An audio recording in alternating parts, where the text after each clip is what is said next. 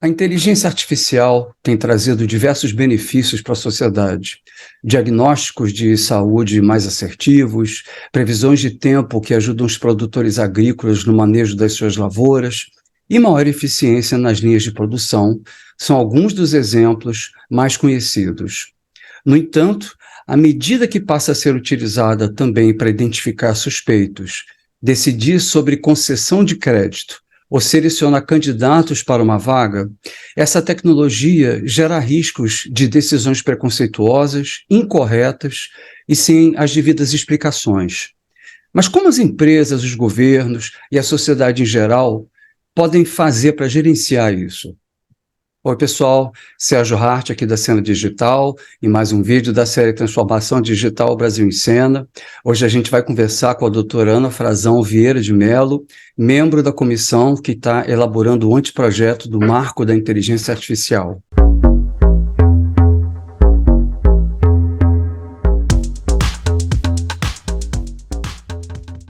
A doutora Ana Frazão é graduada em Direito, especialista em Direito Econômico e Empresarial, mestre em Direito e Estado e doutor em Direito Comercial. A fazer uma primeira pergunta básica, né? Por que a gente precisa de regulação para a inteligência artificial? Bem, obrigada, Sérgio, um prazer estar aqui com você, e essa é a grande pergunta do momento, e inclusive o que motivou a comissão de juristas que você também descreveu. É importante a gente lembrar que muitas vezes quando a gente está lidando com esse tema, surgem uma série de compreensões, olha, de livres mercados, a inovação acontece espontaneamente, e na verdade essa narrativa desde o começo ela é bastante artificial. Não há propriamente mercado sem algum grau de regulação jurídica, nem que seja para proteger contratos, propriedade, inovação e tantos outros aspectos. E até quando a gente adota uma postura mais liberal, vamos nos socorrer, por exemplo, do Friedman, o que ele diz? Que todo agente econômico tem o direito de buscar o próprio lucro, mas num determinado contexto, né? Ou seja, num ambiente com regras que evitem a fraude e a manipulação, num contexto de livre e aberta competição.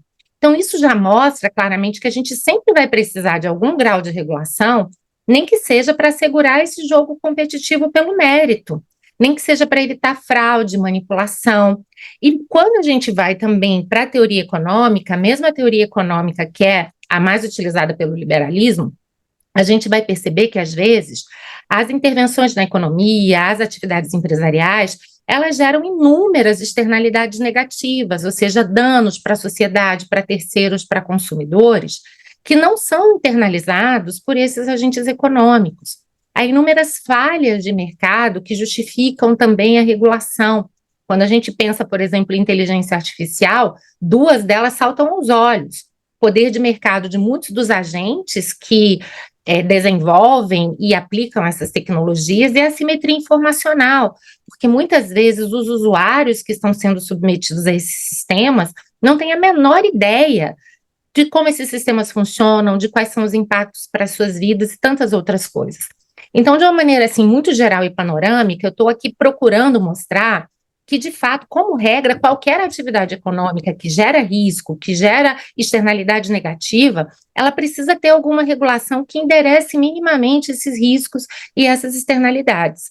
E quando a gente está falando de inteligência artificial, aqui a gente já está diante de uma questão em relação ao qual não apenas a gente já conseguiu mapear vários riscos, como também estamos diante de um cenário com muitos receios de danos irreversíveis ou de difícil reversibilidade para as pessoas. Então, você mencionou no seu discurso o quanto hoje sistemas de inteligência artificial são utilizados para recrutamento de pessoas, para decidir quem vai receber crédito e a que taxa de juros, para decidir quem vai ter acesso a um seguro. Então, na prática, a gente está utilizando esses sistemas para definir e classificar pessoas e para dizer quem terá acesso a determinadas oportunidades e de que maneira, quem poderá exercer determinados direitos e de que maneira. Então, veja que o impacto sobre a vida das pessoas é muito grande. Então, são todas essas razões que justificam, de fato, uma regulação da inteligência artificial, para que ela possa atingir todos os seus benefícios, mas sem criar riscos e danos para todos aqueles que são atingidos por essas tecnologias. Você está ressaltando coisas, algumas coisas muito distintas e importantes, né? Eu acho que a primeira é a assimetria de informação, no sentido de que governos, empresas, né, ou seja, quem tem poder econômico, tem condições de coletar dados de uma forma enorme das pessoas, sem que as pessoas saibam que estão sendo coletados os dados e o que vai ser feito com eles, e se eles têm acesso a esses dados, né? A questão uma questão de privacidade. E existe uma outra questão, que é a questão da decisão, né? Como a gente sempre fala sobre a opacidade dos algoritmos. Não se sabe como que os algoritmos chegam a determinadas conclusões. Então, se eles forem mal alimentados, eles podem ter viés de tendências, né, de racistas, ou com relação a sexo, ou com relação a etarismo, né? E eu acho que o grande desafio é a gente regular isso, mas eu acho que o grande desafio também é identificar que instrumentos vão regular isso, né? Eu acho que talvez seja o grande aspecto prático de tudo isso, né? Sim, Sérgio, é muito interessante você ter mencionado agora que falar em inteligência artificial é falar em um contexto maior desse capitalismo movido a dados, desse capitalismo de vigilância, em que volumes massivos de dados são coletados sobre as pessoas, e dados esses altamente sensíveis que muitas vezes são utilizados para fazer inferências e julgamentos altamente subjetivos e com altas doses valorativas. Então, hoje a gente sabe que tem sistemas de inteligência artificial, por exemplo, que a partir do reconhecimento facial procuram inferir orientação política, orientação sexual das pessoas. E aí vem toda a discussão, o que pode ser feito com esse tipo de questão? Você menciona muito adequadamente a questão da privacidade, mas é muito interessante a gente observar que quando a gente conecta proteção de dados com inteligência artificial, a gente vai ver que, a rigor, além da privacidade, mesmo num sentido de autodeterminação informativa, a gente está diante aqui de riscos a direitos fundamentais da mais alta relevância, como a isonomia, o que acontece com a discriminação injusta ou abusiva, como você mesmo mencionou, e até mesmo, Sérgio, o livre-arbítrio, porque o que a gente tem visto também é a utilização e o aproveitamento das fragilidades, das características pessoais das pessoas para subverter o próprio processo decisório delas. Hoje há toda uma discussão de neurocapitalismo, neurodireitos, né? Aquela ideia de dizer, olha, hoje nós temos que nos preocupar com a manutenção da nossa própria identidade pessoal. Então, a rigor, tudo aquilo que a gente tem de mais importante, tanto no âmbito pessoal como até no âmbito coletivo, porque se a gente parar para pensar, livre-arbítrio é a essência de uma democracia. Se eu consigo utilizar sistemas de inteligência artificial para manipular o voto das pessoas, eu estou manipulando o resultado de eleições e, consequentemente, o jogo democrático, não é? Então, é exatamente o que você falou, é um tema muito importante, e a grande questão, então, é, se precisamos regular, como vamos regular? E o ponto que você coloca aqui da transparência, sem dúvida nenhuma, é um dos grandes vetores de preocupação da atualidade. Sim. E dentro desse contexto, né, como é que você pode colocar para a gente o marco da inteligência artificial, né? Ele vem para regular até que ponto, né? Quer dizer, qual é o nível o escopo, a abrangência dele e o grau de efetividade, na sua opinião? Eu, particularmente, gostei muito do resultado, Sérgio, por quê? Em primeiro lugar, o projeto ele não trata da inteligência artificial como se fosse um bloco monolítico. Ele entende que existem diversas utilizações e utilizações com riscos muito diversos. Então, um exemplo banal, uma coisa está falando de um carro autônomo que está aqui nas ruas dos centros urbanos e que pode matar pessoas. Outra coisa, eu estou falando de um carro autônomo que está sendo utilizado lá nas grandes plantações de soja em um contexto de agronegócio. A tecnologia, ela pode até ter um fio condutor em comum, mas os riscos são totalmente diversos e não faz sentido lidar com esses dois fenômenos da mesma maneira. Então, o que o projeto procurou fazer? Ele procurou conciliar uma regulação por direitos com uma regulação por riscos. O que isso quer dizer? É fundamental, então, a gente estipular, em primeiro lugar, quais são os riscos excessivos. Esse é um ponto fundamental do projeto, porque em relação a esses riscos, a utilização de inteligência artificial, ela é vedada. Depois nós temos os casos considerados de alto risco. Nesses casos, especialmente aquelas utilizações de inteligência artificial que podem trazer impactos para direitos fundamentais de consumidores, de usuários e de cidadãos, a gente vai precisar ter uma utilização cuidadosa da tecnologia. A gente vai precisar que os agentes que desenvolvem e colocam essas tecnologias no mercado, eles façam uma análise de impacto algorítmico, eles entendam quais são os riscos que aquela tecnologia causa, que adotem medidas de salvaguarda para acompanhar o desenvolvimento e aplicação prática dessa tecnologia. E, portanto, é uma tentativa da gente conciliar aí a inovação e dizer, olha, não é o alto risco que vai te impedir de utilizar, mas você vai ter que cumprir algumas etapas, adotar uma série de cuidados e respeitar uma série de direitos das pessoas que estão afetadas por essas tecnologias. Fora disso, a partir daí, a ideia é, se não tem um alto risco, o agente econômico, ele tem uma liberdade muito maior. Então, eu achei, nesse ponto, que o projeto acaba, de uma maneira muito inteligente, resolvendo esse que é um grande desafio, né? Vamos lidar com a inteligência artificial de acordo com o grau de risco que ela cria. A maior liberdade possível quando não houver alto risco. Uma liberdade com certas restrições e cuidados quando esse risco for alto. E a vedação quando esse risco for considerado inadmissível. Alguns autores que eu li também, eles recomendam você ter um código de ética, mas que se baseia na negativa do que pode acontecer de ruim. Então, é como se você estabelecesse um código de ética dizendo, nós não queremos que isso aconteça, que são os maiores riscos, né, como você fala, né? Sem dúvida nenhuma, Sérgio. Você toca em 2 pontos que eu considero fundamentais. O primeiro deles é, qualquer tentativa de regulação de tecnologia hoje, ela não pode se basear naquela ideia de um comando-controle, o Estado sozinho sai impondo obrigações, fiscalizando, impondo multas. Isso não funciona por uma série de razões, inclusive pela própria insuficiência do aparelho estatal para fiscalizar o mercado como um todo. Então, a gente precisa adotar, e o marco da inteligência artificial já incorpora essa lógica, formas de regulação que envolvam uma espécie de cooperação entre o regulador e o regulado. A gente precisa valorizar iniciativas espontâneas dos agentes econômicos, precisa aprender com a experiência desses agentes econômicos, e é nesse sentido que códigos de ética, programas de compliance, são muito importantes, apenas não podem ser, como você bem sabe, né, programas de papel, programas de fachada.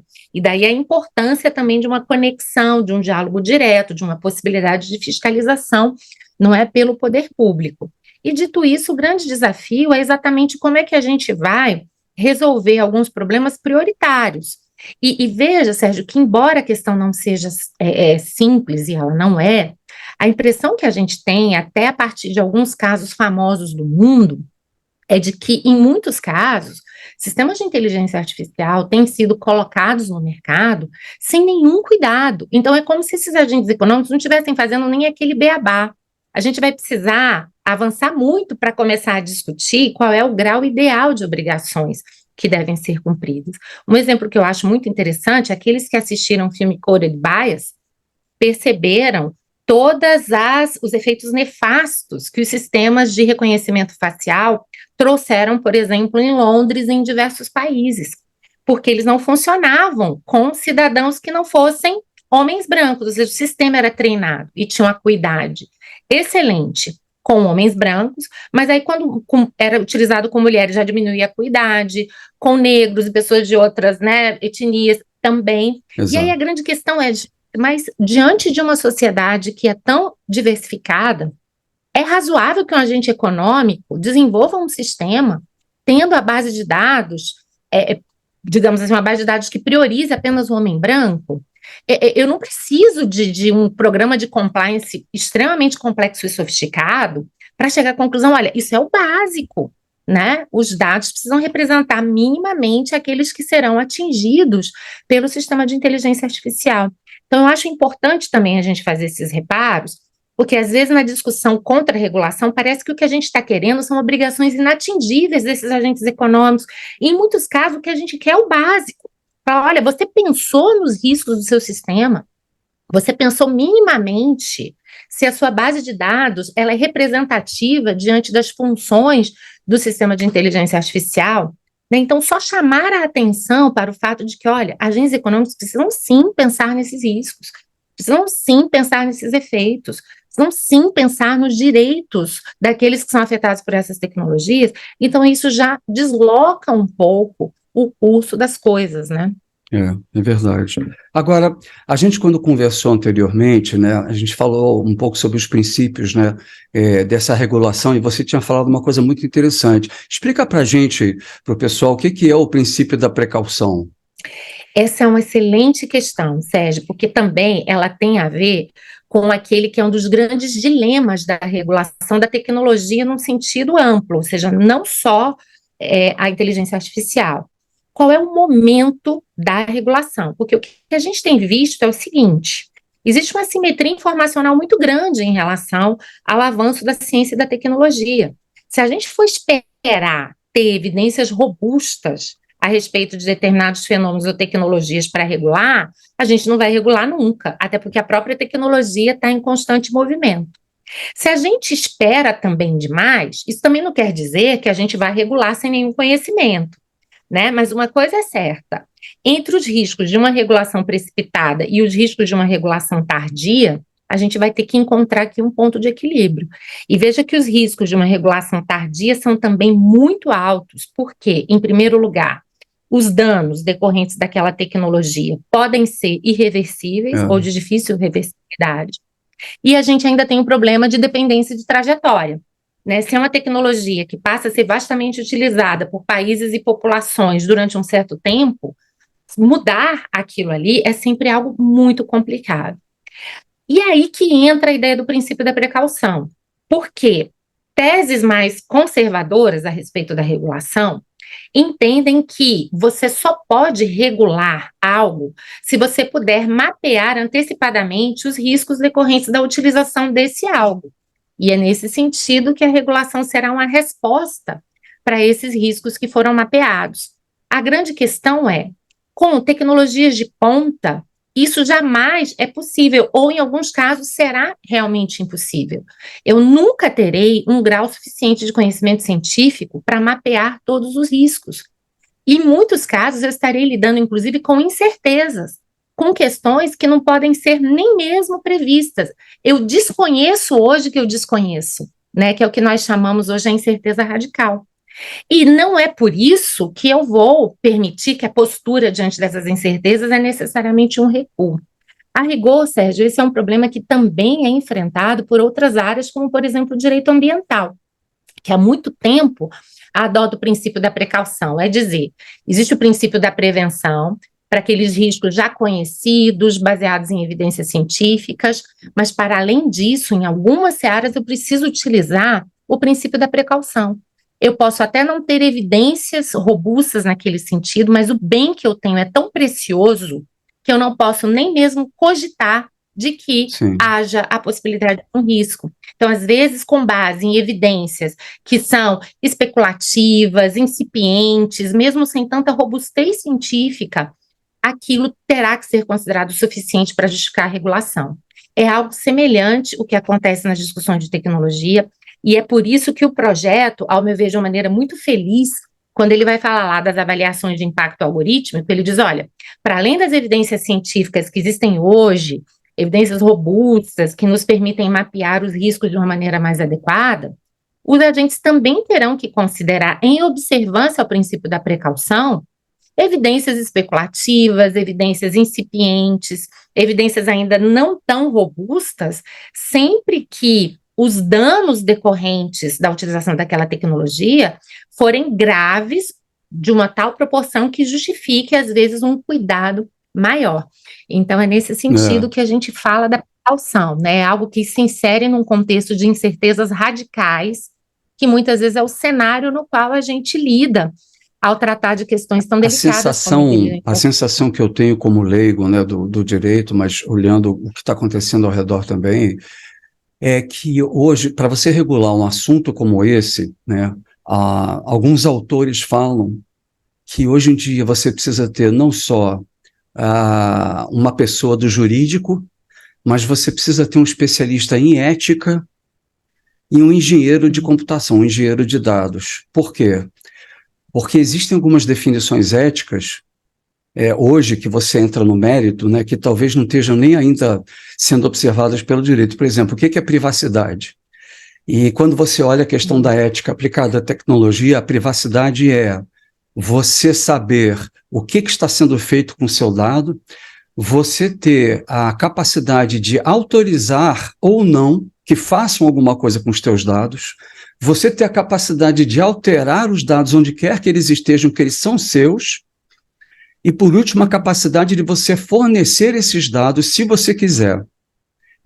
Hoje a gente vê em muitas plataformas tecnológicas o seguinte: você pode não informar esse dado para a gente, o fornecedor fala, mas se você não informar, a gente não garante o sucesso da ferramenta para você. Então existe uma chantagem.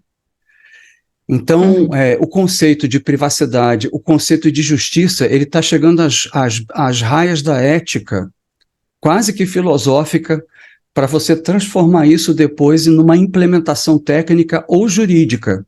É interessante isso também. É interessante e fundamental, né? Eu acho que a gente não tem como avançar na busca de uma inteligência artificial que, de fato, assegure todos os benefícios de inovação, mas também sem gerar externalidades sociais e políticas negativas, sem equipes multidisciplinares. E o que a gente tem visto, Sérgio? Às vezes, os próprios engenheiros de programação, eles não conseguem entender que quando a gente está julgando pessoas, algoritmos, como a Cathy O'Neil diz, são opiniões embutidas em um código. Não há neutralidade. Até quando, eventualmente, um técnico deixa que a máquina aprenda com os fatos? Olha, a gente sabe, por exemplo, vamos pegar uma técnica de machine learning, que quanto mais arraigado um preconceito em uma sociedade, mais a probabilidade da máquina interpretar aquele dado como um padrão e replicar. Então, muitas vezes o que a gente chama de neutralidade é uma opção inconsciente pela manutenção do status quo, ainda que com todas as injustiças decorrentes desse status quo. Então, em primeiro lugar, os programadores precisam entender que eles não estão fazendo só uma matemática, eles não estão fazendo só uma parte técnica, eles estão se posicionando eticamente nesse debate, ainda que por omissão, ainda que inconscientemente, ainda que sem reflexão necessária. E se assim vão precisar participar desse debate não só os programadores, mas também, como você disse, juristas, filósofos, cientistas sociais, psicólogos, né? Porque hoje a gente tem visto, voltando à fragilidade do consumidor e do usuário, a gente precisa entender como é que ele reage diante desses sistemas. Ele tem condições de entender, eventualmente, uma informação que é apresentada por esse agente? Se ele está diante de uma determinada arquitetura de plataforma, ele tem como agir racionalmente diante dessa arquitetura? Ou aqui eu tenho evidências científicas que dizem que as nossas limitações de racionalidade impedem uma escolha efetivamente autônoma por parte desse usuário. Então, eu acho que é fundamental, em primeiro lugar, a gente destacar que estamos diante de uma questão ética fundamental. Uma coisa é a inteligência artificial utilizada para pilotar avião, para pilotar grandes máquinas na indústria. Mas se a gente está utilizando inteligência artificial alimentada por dados pessoais para julgar pessoas, decidir a vida delas, perfilizar essas pessoas, aqui nós estamos diante realmente de uma questão ética e política da mais alta gravidade. Sim. Então, a gente precisa reconhecer a importância disso e trazer para o debate todos aqueles que possam nos ajudar realmente a encontrar soluções adequadas, né? Então, eu acho que essa multidisciplinaridade das equipes, que você também mencionou, hoje, sem dúvida nenhuma, é um ponto fundamental para a gente evoluir nesse sistema, Sérgio. Tá bom. Ana, eu queria te fazer uma pergunta agora, que era com relação especificamente ao B2C, né, como a gente chama em tecnologia, né, as relações com o consumidor, né? Como é que o Marco, como é que vocês estão vendo essa questão da inteligência artificial nas relações com o consumidor? A gente parte da premissa que o Código de Defesa do Consumidor, ele já contém todos os mecanismos suficientes para a proteção desse consumidor, inclusive no que diz respeito a aspectos de responsabilidade civil, porque ele já prevê uma regra de responsabilidade civil objetiva de todos os fornecedores de produtos ou serviços no mercado, e prevê, inclusive, uma solidariedade de toda a cadeia de produção.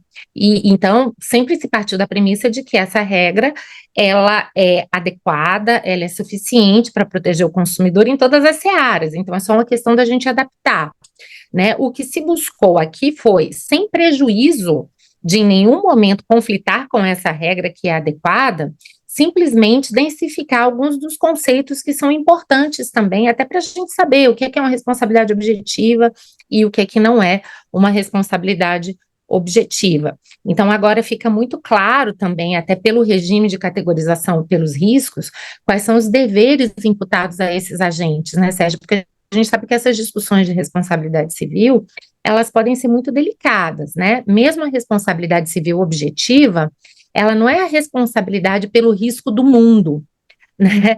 Ela é uma responsabilidade por aquele risco que supostamente é assumido voluntariamente pelo agente econômico. Então, discussões sobre o risco do desenvolvimento, em que medida isso pode ser um excludente de responsabilidade, tantas outras, já fazem parte da responsabilidade objetiva, já fazem parte das discussões sobre o consumidor.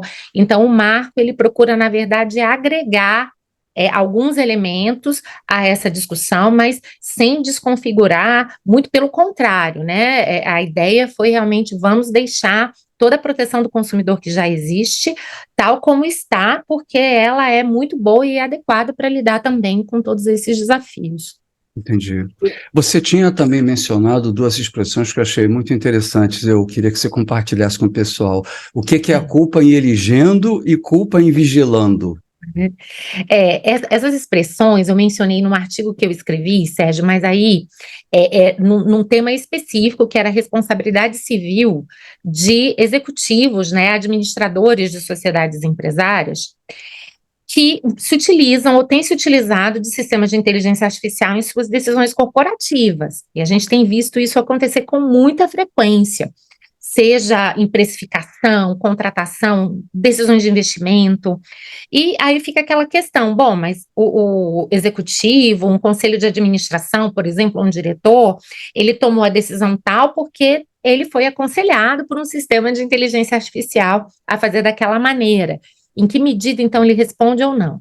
Nesse caso, é importante a gente lembrar que, de acordo com o direito brasileiro, a pessoa jurídica, portanto, a sociedade empresária, ela pode até responder objetivamente perante o consumidor, por exemplo.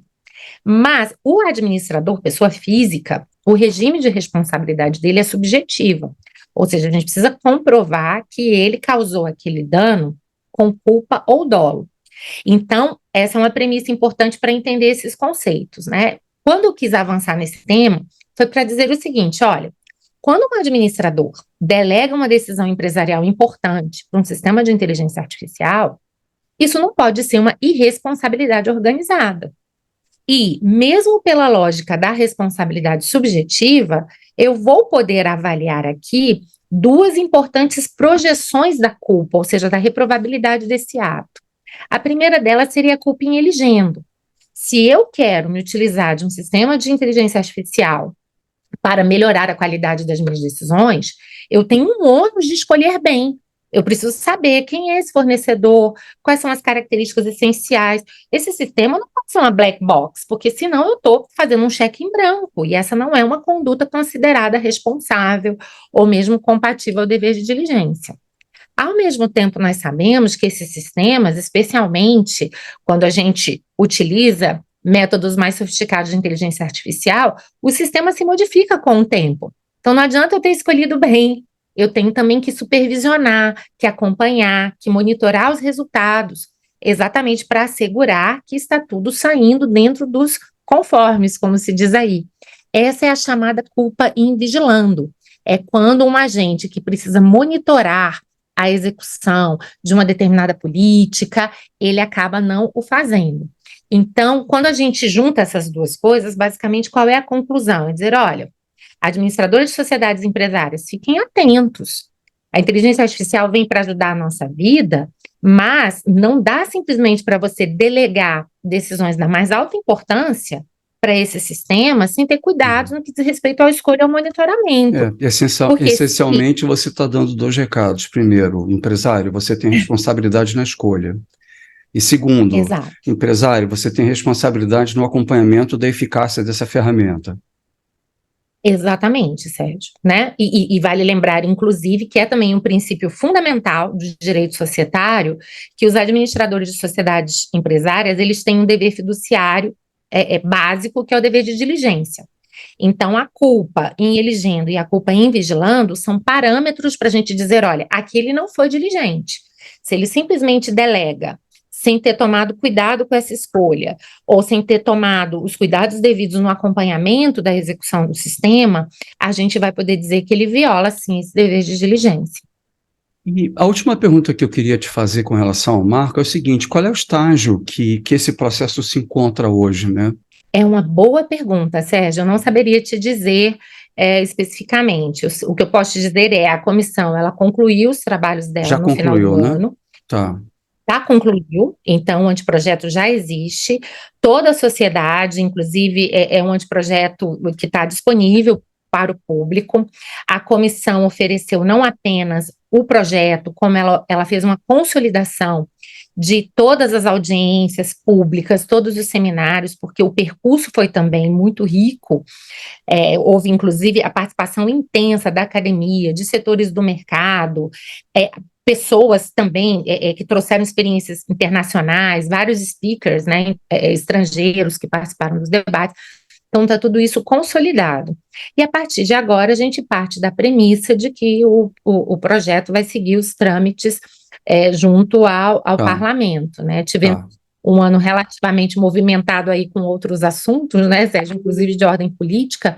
Isso atrasou, eu acho que consideravelmente, algumas outras pautas, mas eu acho que a expectativa de todos nós é que, muito em breve, o projeto volte a correr, né? E aí, obviamente, deve se abrir um debate interessante, E aí, obviamente, a gente espera que a sociedade civil, a própria comissão também, tenha oportunidades de participar desse novo fronte, por assim dizer, né, de discussões. Perfeito. Então, ele já tá pronto, e agora é uma questão de discussão e votação no ambiente do Congresso, né, vamos dizer assim, né? Tá. Bom, pessoal, conversei aqui com a doutora Ana Frazão e queria muito agradecer a ela aí o seu conhecimento e a sua experiência e também essas informações, né, sobre o marco da inteligência artificial. Ou seja, já está pronto, né? Quem quiser acessar aí pode acessar. É interessante, né? Porque isso faculta as empresas, né? Aos empreendedores também entender qual é a filosofia, né? Desse marco importante aí para a gente, né? Para desenvolver os trabalhos.